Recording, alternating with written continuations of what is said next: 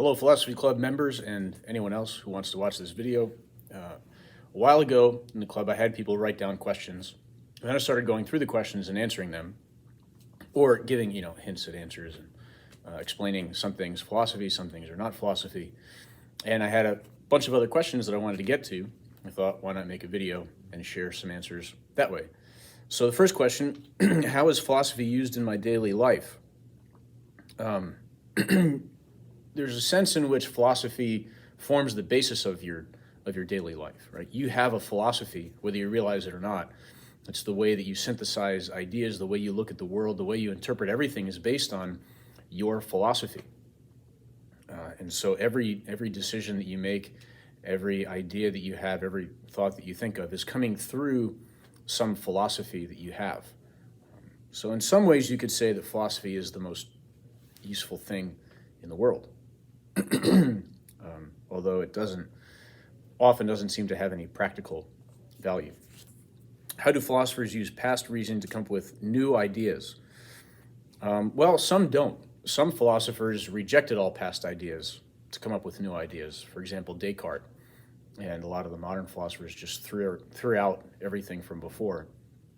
Some good examples of people who did use past reasoning would be people like Aristotle, Thomas Aquinas. They gathered all previous thought, and what they did was they examined it and they synthesized it and they compared what other thinkers had said, and they compared their reasoning and then came to a reasonable conclusion from that, right? Or they were able to look at ideas that seemed like they were competing, but actually find a way of synthesizing them, which then itself was a new thought.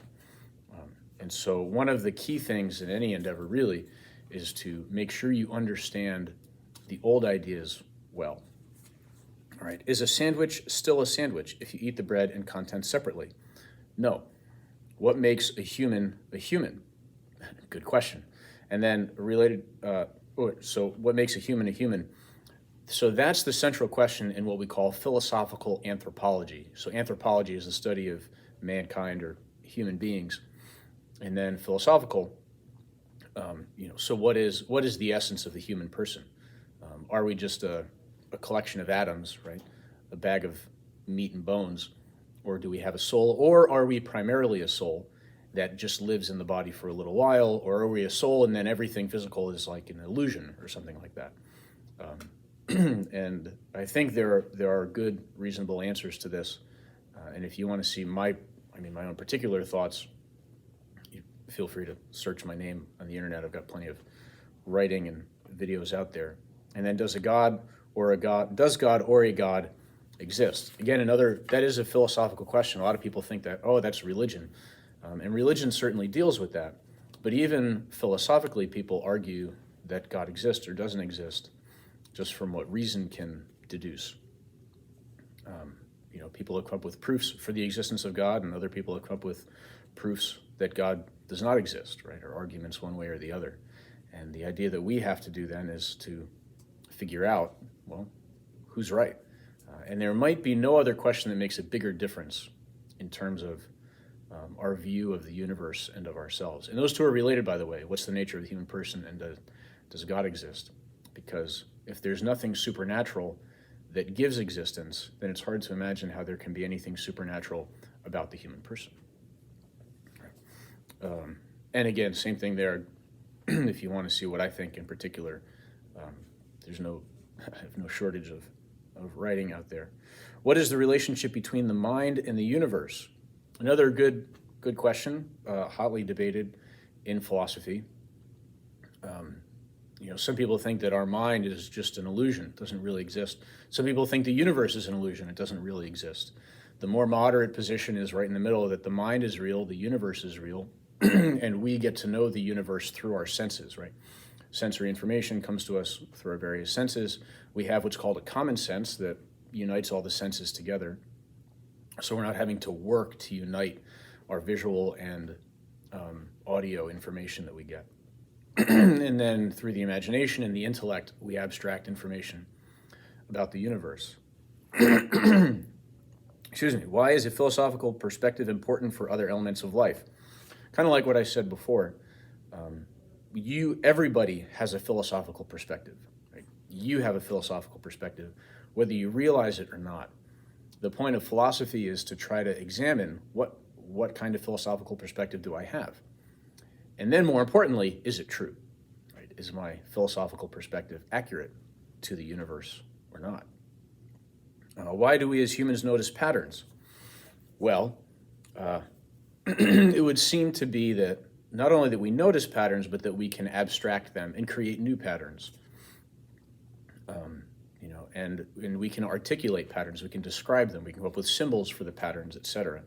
That's quite a bit of information about us as human beings.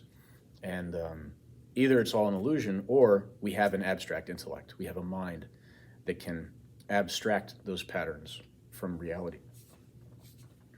Okay. Science has many famous scientists that have shaped the world and allow humanity to evolve. Are there any philosophers who have had a similar degree of impact on us as a race? Yeah, I think certainly Plato and Aristotle had a huge impact on us. In a way, everything in Western civilization. So the laws that came out of Rome, right there, engineering,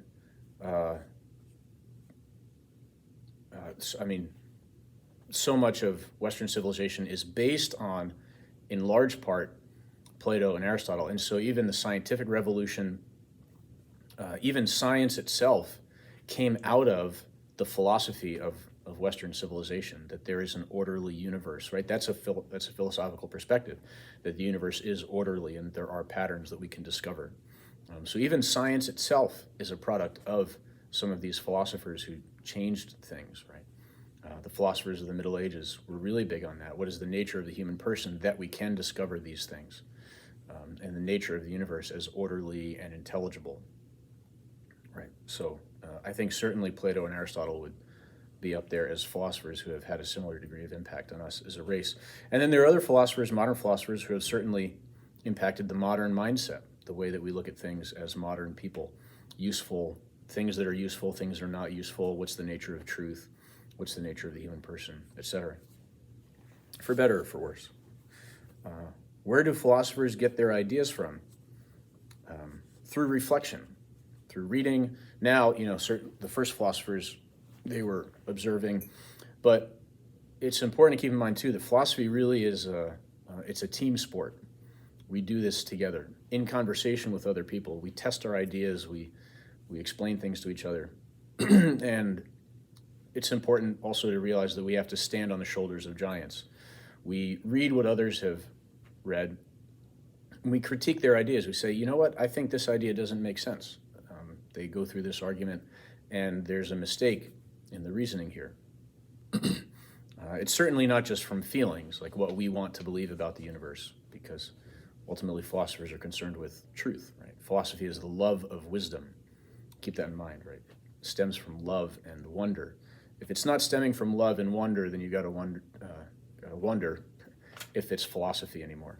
I would argue that it's not. How did ancient philosophers come to their realizations other than discussion? Okay, so discussion, but then also through observation. Right? Looking at the universe, observing ourselves. Right? What are the things that I am able to do? And then what does that mean about the nature of the universe? Because I am part of the universe. So observation and reflection. You might say that observation, reflection, reasoning, and discussion are really the methods of philosophy. How are philosophies developed? I think I just went through that. Is it more important that laws are consistently applied, or that the morally right course of action be taken? So the question sounds like it's posing those things against each other, right? The morally right course or laws applied. Theoretically, those two should coincide. That laws, and so maybe like political laws, those should reflect accurate morality, right? The moral course.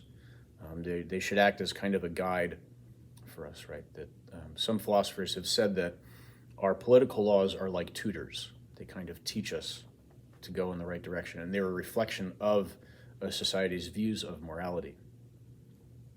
And then how to understand philosophical ideas that are more abstract. Practice. It's difficult, but I've heard it said by some people that the metaphysics of St. Thomas Aquinas takes about 10 years to understand. Aristotle said that nobody under the age of 50 should study metaphysics. And, obviously, I'm only 40 years old, and I've studied Aristotle for a while, so I've broken his laws. But it just takes practice, like any difficult abstract idea. Encountering the ideas again and again and testing. That's why it's important also to return to some of these philosophers, because I've realized at times I read a philosopher and I don't understand it, because then I go back later and I realize, oh, that's not what I thought. I thought they were saying something else, but I was wrong in my understanding of them. So therefore my critique was also wrong. And philosophy really is the most abstract of all the sciences. So keep at it. That's one of the reasons why there's so much disagreement about it, because it's very difficult. How do famous philosophers get well known or famous? I don't know. How do they get money? They might not. Some of them could die poor. The idea of a philosopher is not to get famous, though. A philosopher just wants to know what's true, and then to be able to share that with other people. Whether they're successful or not doesn't make a difference ultimately to whether or not their philosophy is true. Remember, Socrates was killed, and he wasn't the only one who tried to enlighten us and died for it. How are their ideas different? How do they stand out? How do they spread their ideas? So, it used to be the case that the way to spread the ideas was simply through writing, and then, but now we've got so many means, right, like videos, etc. And how do their ideas stand out, or how are they different? Well, again, the idea in philosophy is not simply to be different, but to be true, to be an accurate reflection of reality. And sometimes they're different because people have an insight. They have a particular insight into something. They see something that no one else has seen before, or at least hasn't expressed it. And then they express it well. If you have a great idea, it's hard to do much good with it or to share it with others if you can't articulate it to others. So those are the questions that I have remaining from our philosophy club. I hope that some of those answers make some sense to you, and questions are always welcome. And remember to never stop pursuing the truth.